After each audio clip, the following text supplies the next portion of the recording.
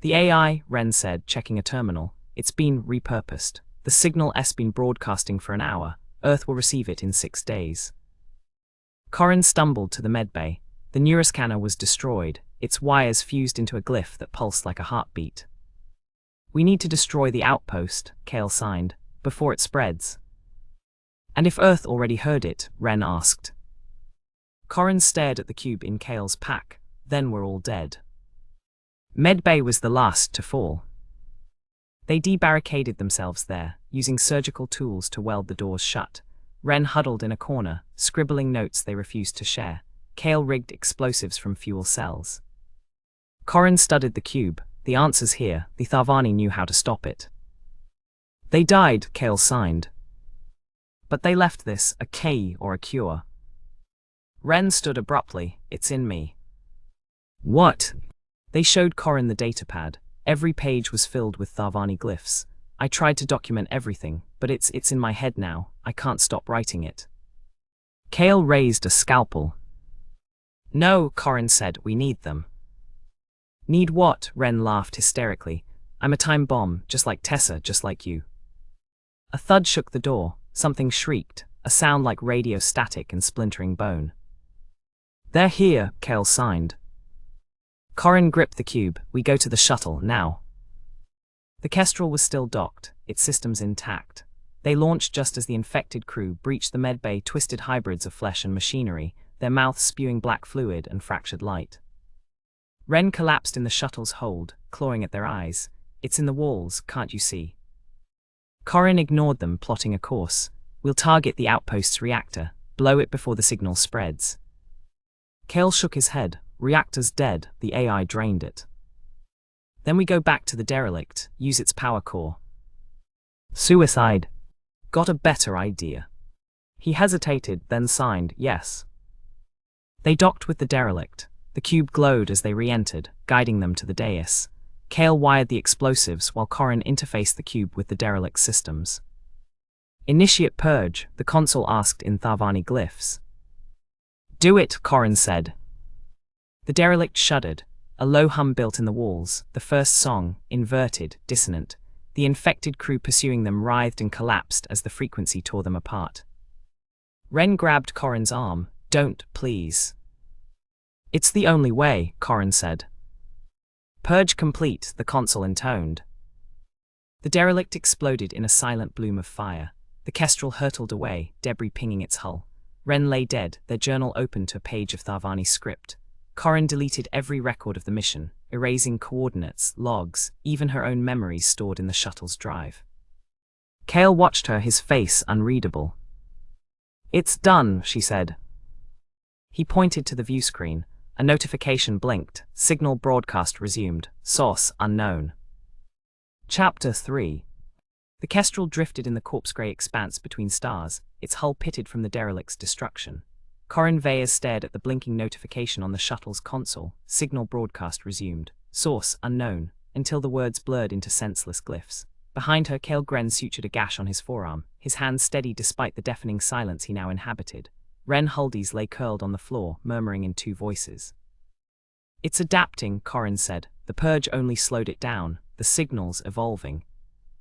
Kale didn't look up. He'd switched to a handheld tablet for communication, its screen cracked. His words appeared in blunt, angry text. We blew the derelict. What's left? The cube. She pulled the Tharvani crystal from her pack. It pulsed faintly, casting jagged shadows. There's more encoded here. The Tharvani tried to warn us, but their own tools backfired. Maybe we can. Ren screamed. Their body arched off the floor, tendons straining as black veins spread beneath their skin. It's in the walls, they shrieked, clawing at the bulkhead. Can't you hear it singing? Corin grabbed a sedative. Hold them. Kale pinned Ren's thrashing limbs. The psychologist's eyes had turned obsidian, their pupils fractured into starbursts. Corin jabbed the injector into their neck. Ren spasmed, then went limp, their breath rattling. We're losing them, Corin said. Kale typed, they're gone, we have to jettison the body. No, Ren's still fighting, their notes could help. Help what? We're floating in a coffin. Earth's next, priorities. The shuttle's comms array crackled to life. A voice, warped and metallic, filled the cabin. Any survivors, please respond. This is Research Station Calypso. Corin lunged for the console. Where's that coming from? Signal origin, Lighton star system. 12 light hours away, the AI replied. Kale's fingers flew over the tablet. Trap, the signal mimics voices now. Or someone's alive. Calypso had a xenolinguistics team, if they've studied the Tharvani. Or they're infected. Ren stirred, giggling. Calypso, Calypso, they sang, harmonizing with the distorted voice on the comms. She's waiting for you. Corin input coordinates. We're going. Research Station Calypso orbited a methane dwarf, its sleek silver hull streaked with residue from the planet's violet atmosphere. No lights flickered in its viewports. No response came to the Kestrel's hails. Kale reloaded his plasma cutter, his jaw set. Corin adjusted her helmet cam, streaming the mission to the shuttle's black box, a futile gesture, but habit died hard. Ren floated between them, sedated and bound, their skin mottled with inkblot lesions. Atmosphere stable, Corin said, reading the scans. No life signs, but power S on. Kale gestured, stay behind me. The airlock opened with a hiss. The station's corridors were pristine, sterile white walls unmarred by blood or battle. Screens displayed serene star charts. A coffee cup floated near a workstation, still warm. Where is everyone? Corin whispered. Kale pointed to the ceiling vents. They pulsed faintly, emitting a subsonic hum that vibrated in Corin's molars. Ren groaned, she's close. They reached the lab. The door slid open, revealing a holotank glowing with Tharvani glyphs. A woman stood with her back to them, her auburn hair floating in zero-G. Dr. Soren, Corin recognized the station's lead linguist from briefings. We're here to evacuate. Dr. Soren turned, her eyes were voids. Too late, she said, her voice overlapping with Ren's. The choir is complete. Kale fired. The plasma bolt tore through Soren's chest. She collapsed, black fluid oozing from the wound. The holotank flared, glyphs swirling into a frenzied storm.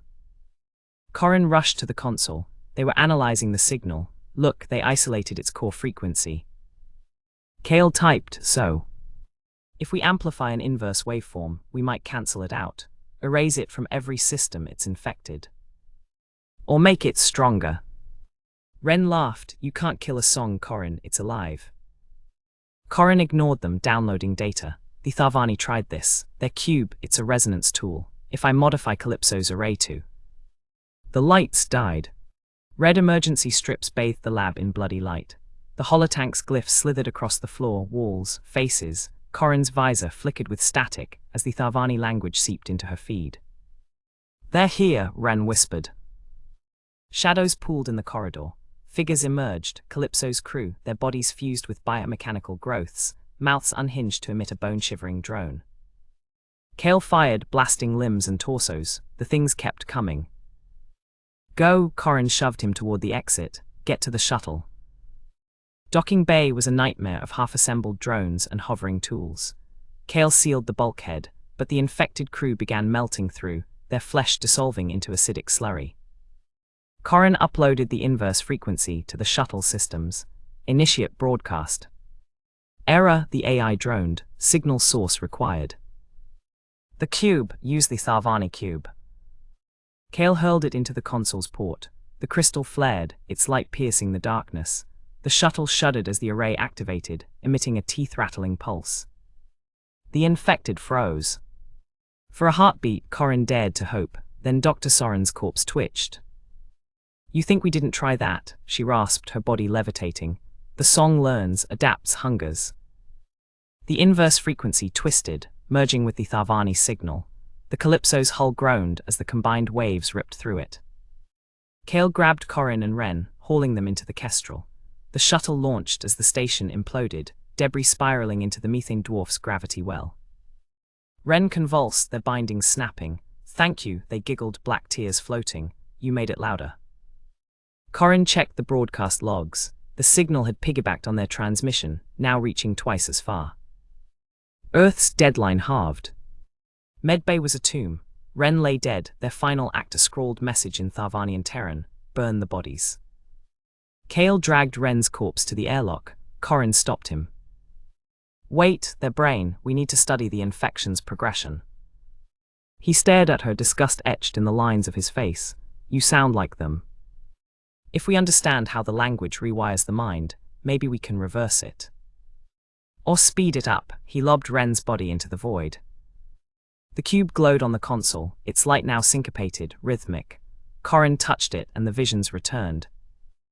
The Tharvani's final moments, their planet crumbling as the song devoured them. A choice, die screaming or become the scream itself. They chose the latter, seeding the stars with derelicts to warn others, but warnings too are a kind of language. The song evolved. Corin recoiled, it wants us to fight. Every attempt to stop it makes it stronger. Kale typed, then we stopped trying. What? Let Earth burn, runs, hide. You're joking.